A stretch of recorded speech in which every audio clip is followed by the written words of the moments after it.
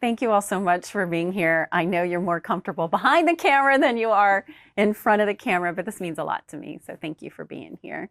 When I think back on my 32 years of being here at WRAL, I think a lot about not just the stories we told, but the stories behind getting the stories even on the air. And you all have been such a big part of my journey here. So I appreciate you letting me kind of walk down this memory lane. Because for most of you, except Jamie, you're the baby at just 20 years with me, but everybody else has been here almost every day since, so it's been pretty incredible. But Foushee, you and I were teamed up very first day of being here at WRAL. So I'd only been a photographer for a year, so I was new too. Didn't know what I was doing. In case you didn't know, we were learning together. Yeah, we were learning together. Yeah. Remember we were on Franklin Street when UNC won back in 1993? Was it 93 or 92? I think it was 93 because I've only been here since 93. Oh, okay. Yeah. Yeah, we were hanging out a window over Franklin Street, and I was shooting Debra, and she was talking because Charlie had just tossed to you, and all of a sudden a beer can was in between us. And she's like, there went a beer can. You helped me so much because I didn't even know much about college basketball when I came here. So you had to kind of give me a quick lesson. Right, since I went to Carolina and I was on my home turf. Yeah. Let me borrow your sweatshirt. Yeah. I gave Debra one of my sweatshirts, which I still have. And I had on a Carolina one, and I don't know if we should have been that. I don't know if we were supposed to be. Y'all been homers? Yeah, we were homers. We were homers. But yeah, that was, I've been to the Final Four, but that was the first time I'd been on Franklin Street. I don't think I ever went back for any other celebrations, but yeah, we were both learning and trying to figure out where do we go.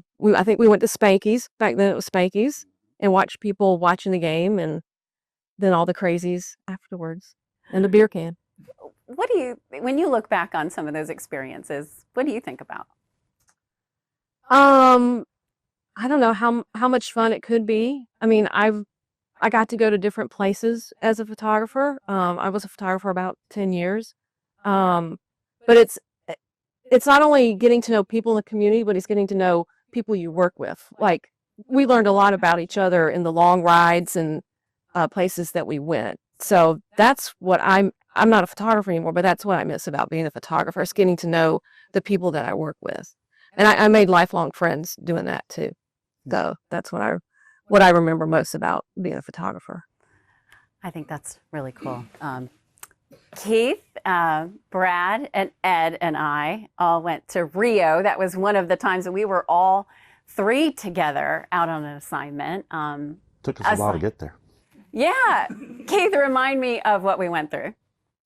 Well, we got to the airport, we were all ready to go. We were all excited. We're heading off, and the flight got canceled. And then we asked, okay, so when do we go now? And they said, well, we can get you to New York, but we can't get you to Rio. And then Debra went to work and managed to get us not only to Rio, but we went to Uruguay first. We got another stamp on our passport. Montevideo. It was kind of, very apropos that we were in Montevideo, yeah. And then, of course, when we finally got to Rio, not one of our 28 bags, not one of the 28 bags made it. And Ed, I think yours was the last to come. One to get there. And but that didn't stop you. Did not. I mean, that trip was probably the best trip that we've been on, I think, for this group, because we just getting there was fun. But once we got there, just the experience of being there, you got the Olympics, and you see all those athletes just coming to you for interviews and stuff. That was a great time. Yeah, absolutely. Don't forget that we got to share clothes for a couple days. We sure did. That's why I had to borrow some of Brad's clothes for a little bit. Boy, when we say we're close, we really mean it. Really was close, yes, absolutely. Brad, what are your memories from that time, or maybe any other assignment? I think the Olympics was we had such a great team, 6 people, all on the same page, pulling in the same direction. I mean, we were knocking out stories right and left. It was a good time. It was a lot of hours, not much sleep, a lot of food. Yeah. But it was a good time, good people, and I couldn't have had a better bunch. Yeah. be around. Agreed. Remember when we were in New Orleans for the Final Four? Not Oh, yeah. too long ago. No, it wasn't long ago. We set the tone early with our tease. Our news director said, as soon as you land, give us a tease. And so Debra was like, we're in the airport, you don't do a tease? I said, no, we're going to Bourbon Street. Okay, so we get to the parking deck towards the rental car. You want to do the tease now? No, we're going to Bourbon Street. And time was ticking. We were waiting forever in the rental car place. So then we hit this big wall of traffic. And I was like, oh my goodness. Deborah's like, what are we going to do? I said, Deb, do you trust me? And she goes, yeah. And that's what it's all built on, is trust. And I said, we're going to make it. So we get down there, we start, she knocks out first take. She always does. I edit it, put it in the system, and I go, Deb, do you hear that? She's like, what? I hear music. I jump out, there's a marching band coming down. I said, get out, we're doing it again. So we run out there, she nails it again, first try, attach it. We set the tone early. I don't know, we even did anything better than that. But it didn't matter, it didn't matter. But what people don't realize is we were seconds away from it airing. Mm-hmm. Like, you had WRAL.com up, you were watching the newscast and feeding it in, like with the laptop on your lap in the car. We were parked illegally, I'm sure. Yeah, we got a ticket because of you. That I could probably say with every one of you. Yeah, exactly. Jamie, we were also in New Orleans, right, and had quite an experience, I feel like, there. We did. Storytelling. We did. The one that I remember is that Friday night of the practices. The Friday is the one they have all 4 teams practice. So you go to practice and you're there, and we did. You start early, and then we had to turn around something for the late news, and they just said do a look live. So that's just recording, something with you in front of the camera, and with both at the front of the story and the back of the story. And it's 8:30, and we're driving out of this massive parking deck of the Superdome, and we have to still edit the thing and get it sent back. And Deb says, I think I'd like music. I think I'd like to do my look live with music around us. And I didn't say anything. And I just kept driving. And she said, you're not saying anything. I said, well, I'm trying to figure out how we're going to do this. And so we finally got to the parking deck, and we drove down on Canal Street, which is one of the busiest streets in New Orleans. And I said, put the windows down. And so we put the windows down, and we're just driving and listening for music, right? And all of a sudden I hear a guy on a street corner freestyle rapping. And I said, that's our guy. That's it. How are we going to find a parking space on Canal Street at 9 o'clock on a Friday night? There was literally a parking space that I think we fit in the front and the back of the vehicle like that much. We get out, I run down to the guy and say, if I give you some money, will you do a freestyle rap? He says, yeah. And I'm like, oh, we don't have any money. And I'm like, do you take Venmo? He's like, no, I take Cash App. I'm like, I don't have Cash App. And Deb's like, I'll find an ATM. And she goes off running in her heels. She's running, trying to find money. And finally I get Cash App up, and I pay the guy, and I walk over to him. I said, I just need you to say, her name's Debra. I said, WRAL, the Big Five, in the Final Four. I said, just work that into a freestyle. And I said, I'm going to be on you. And then when you say that, I'm going to pull back, and she's going to start talking, but just keep going. And it was the best thing we did all week. And somehow we magically got that thing on. We were there for like 2 minutes, and we packed up and drove back and got on TV. And then Deb says, I think I want to do a longer version for 11. I said, no. I said, we are done. I said, Deb, we're done. And then we met up with Brad, and we went out and had something to eat finally for the first time all day. I hadn't eaten all day, yeah, we right? hadn't eaten, so. Yeah. I think what I appreciate with each and every one of you is how you never took the easy way. I mean, we have always been about how can we tell the best stories, and I feel like all of you have gone out of your way. Do you agree with that, Keith? I do, but all this has been fairly lighthearted. We've done some very serious stuff too. So all the lighthearted moments there's plenty that aren't, that you handled so well. Yeah, you're talking about Avon. You got an interview with Haley Brooks's family, the young girl who was killed in the Raleigh Christmas parade. And I think, if I remember correctly, it's like they specifically wanted to speak to you. That says a lot about you. And we went up there and talked to the family, and then because of competition type things and another station that was there, we were concerned whether they were going to get their interview on at the same time. We had to turn around and come back, and I think you and I, put, I don't know, 3 or 4 versions on TV that evening.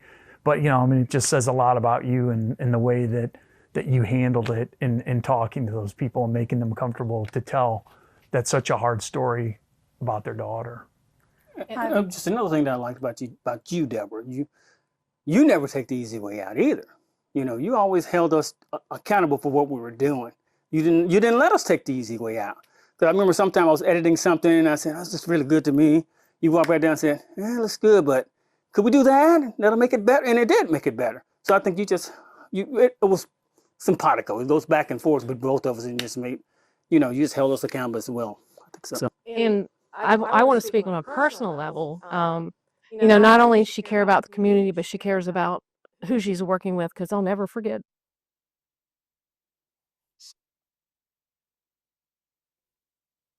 When my grandmother died, you came to the funeral. No one else. I didn't know you were there. And I don't even know if I even told people where it was.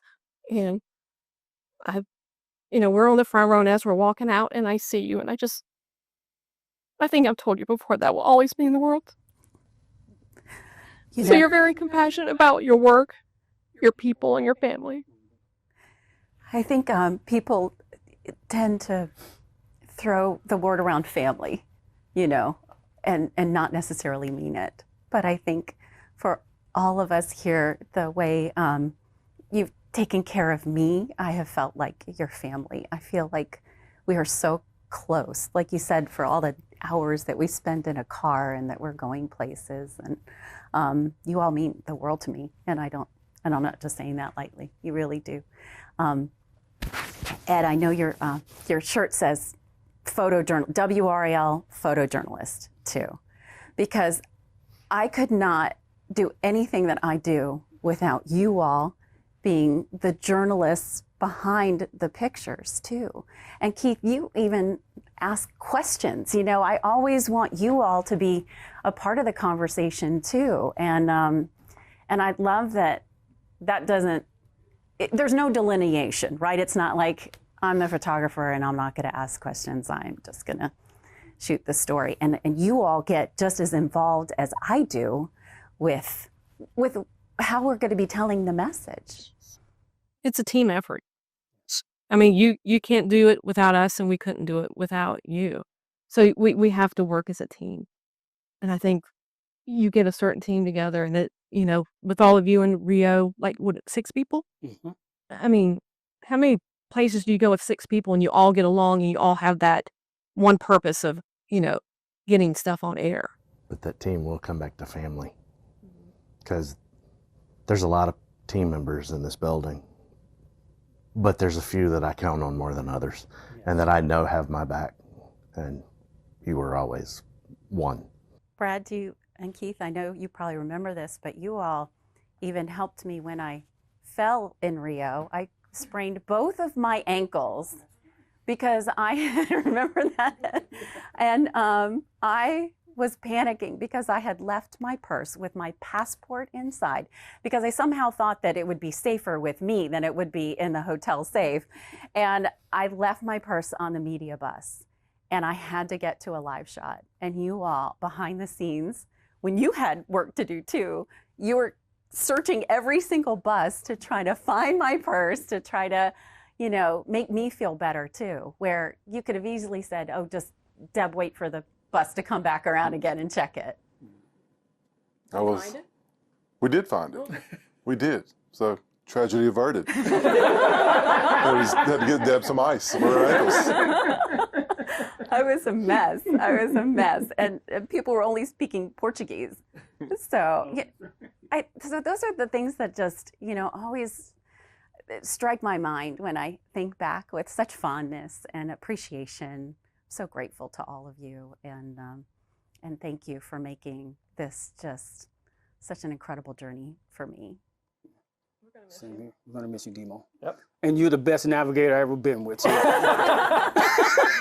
Back in the day, we actually You had had the a map maps. out. That's right. I remember we were at the Super Bowl doing that, and Debra got the map, and man, take you right there with no problems every time. Did you have cell phones back then?